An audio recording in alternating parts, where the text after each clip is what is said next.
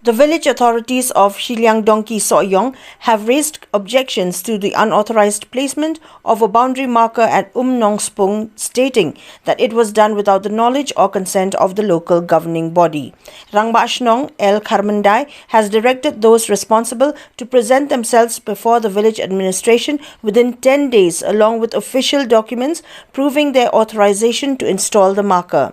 Speaking to the media, El Karmandai emphasized that the land has been long used by local community and the village leadership was unaware of any approval for the marker's installation. The village authorities have warned that if no one comes forward within the specified period, they will proceed with the removal of the marker.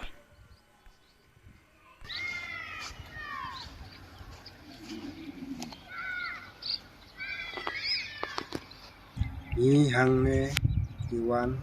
kum kinangkit kam sinong hakane ka madan Umnongspung nilap bahangne hamadan Umnongspung ladon ki moput mausam klam dodon ka jingtip na kalyang jo sinong namar kane ka madan kadon hapo uput usam jo sinong kane ka madan ka dei ka balapanan kam padba da kinong Sohiong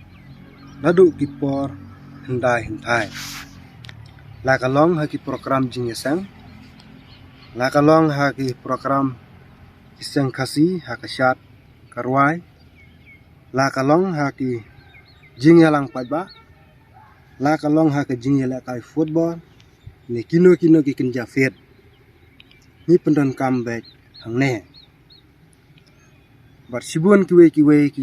program ki bangile hakane ka madan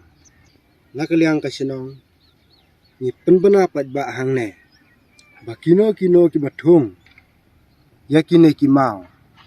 ki dai banwan mi hapo kasinong hapo kasi phausungi ba rangkat ki kot ki sla bakio bor banthung yakine ki mau